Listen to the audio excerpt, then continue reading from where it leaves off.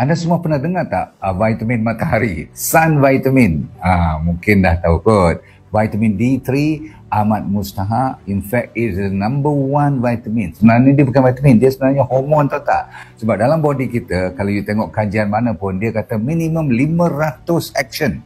Maksudnya 500 punya enzymatic, orang panggil proses. Enzymatic ni maksudnya kalau nak buat vitamin tu, kalau nak buat lemak, kalau nak buat tulang, nak buat bagi otak boleh fikir lebih, semua memerlukan vitamin D3.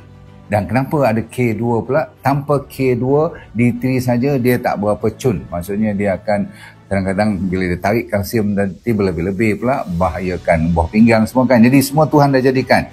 Orang sains dah confirm D3 partner dengan K2 tu dipanggil D3K2+.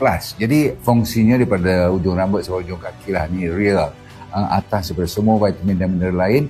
Dan kita dah tukar nama pun daripada Santera. Kalau orang pening kepala apa Santera ni, kita buat bagi permudah, nama baru ialah D3K2+. DND ya, jangan kena scam pula.